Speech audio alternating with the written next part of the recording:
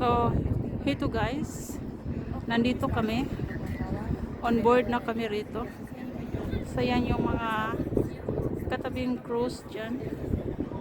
At ako naman ay nandito sa upper deck. Ayan. Iniikot-ikot ko lang. At ayan, maganda ang panahon ngayon guys. Ang araw naman din maganda at malinaw ang hindi ba maalon.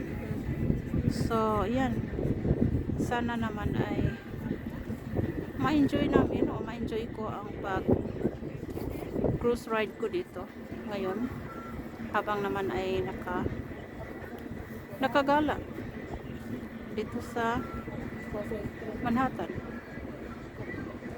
Kasi tuwing pag labas ko naman o pag pumupunta ako dito, iba naman ang pakay ko. Hindi ako lumalabas na namamasyal. So at least ngayon ako ay nakapapamasyal. Ayun. Kinukunan ko muna itong mga building habang kami ay hindi pa umaalis sa dakan ng ferry. Nasaan kami sumasakay. Mamaya-maya kukunan ko pa rin habang ito ay tumatakbo. Ayan. So ito pa muna ang maipapalabas ko habang ako ay nandito sa on board sa upper deck. Ayan. At saka hindi masyadong malamig, hindi masyadong mahangin, tamang-tama lang. Ayun, kahit na kami ay ako ay nakasuot naman ng panglamig, so okay lang din, yung eksakto lang. O sige, maya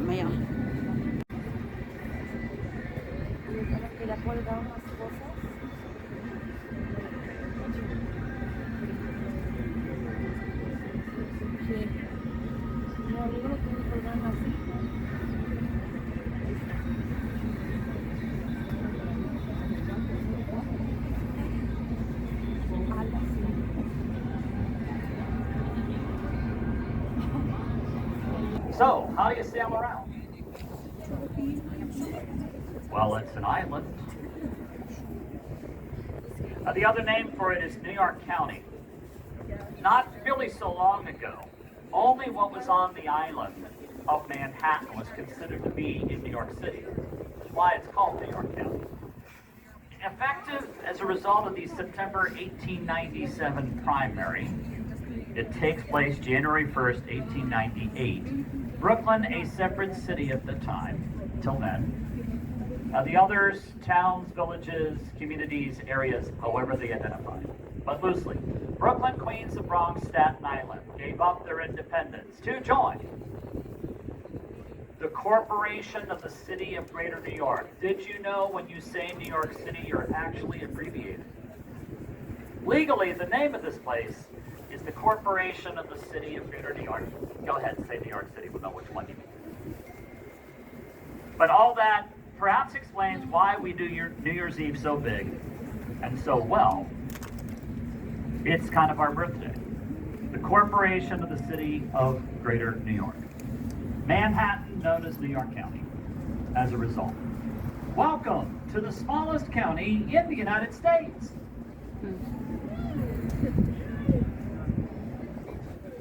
If you're just talking land area, then it's a true statement. I want you to use this island as a frame of reference. It's only 22 square miles. It is the smallest county in land area. Population density, well, that's different. It's 12.5 miles long. The glaciers that carved out the valley you're floating in right now, 300,000 years ago, at least one of those glaciers was 4 miles longer. The average width of the island is 2 miles. 2 miles straight ahead from the Circle Line box office, seen later in our journey, is the United Nations. That's the average width of the island, 2 miles. Glacier 3 times wider, So, on a crisp November day, I want you to imagine solid ice. 16 miles long, 6 miles wide, a quarter-mile high, which is as tall as the tallest village you'll see today. And when that much ice scrapes along, go leave a mark! We're floating in said evidence. 300 some miles north of here. Well, the first law of physics we all learned is that water rolls downhill. Every baby tilts a bottle. As we get older, our beverage options open up. 300 some miles north of here, Lake Cheer of the Clouds. It's a lovely name. Might actually be a pond. But it's called Lake Cheer of the Clouds. It's 2 acres of melted glacier. That begins to roll down the highest mountain in the Adirondack mountain chain, Mount Marcy. It's fed by other tributaries, but still it goes fresh water, and water rolls downhill. Stupidest thing I'm going to say today, the Atlantic Ocean is water. Salt water, it's a lot of water. We never think about it, but why wouldn't it roll downhill? So the Hudson River Valley is about 313 miles long. Y'all in the southern end of the valley, 90 miles of which is below sea level. What makes this a great port, the Atlantic Ocean rolls downhill into the valley. Now as the tide floods in and ebbs out, not only does this end change direction, these tides are strong enough they will carry a sailboat in or out, even when there's not enough wind. Or if it's blowing in the wrong direction. And that's why New York City is here. Let's skip ahead 300,000 years of history. Enter Henry Hudson, English sailor. He is convinced somewhere in the northwestern hemisphere there's a shortcut to the Orient, a body of water that connects the Atlantic Ocean to the Pacific Ocean. It has to be there because he is the one created in all of world history destined to find it. Now he's already failed the British twice, so they have kicked him to the curb. When he enters these waters to fund the expedition, he's sailing for the Competition, a private Dutch trading company. They stake him a ship called the Half Moon. For your reference, half our length, half our width. He gets a crew of 18, with the exception of himself, his first officer, and his 8-year-old son, who is the youngest crew member. That crew of 18 is under the age of 18 in Dutch. On the second of 4 voyages, they anchor the ship pretty much where surf lines took it. There's one highly scientific piece of equipment aboard to analyze the salt content of these waters, to see if it connects to oceans. How's it taste? Right here it tastes the same as the middle of the Atlantic Ocean. We can now measure there is a difference. A few parts per million. That's not something your tongue could taste. But it's tidal, so convinced they're right, they keep going. Less than 90 miles north, everybody knows Hudson's wrong.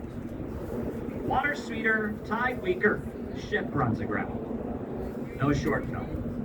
And making things worse, poor John Colvin, one of the crew members, is killed in a bad cultural exchange with the tribe.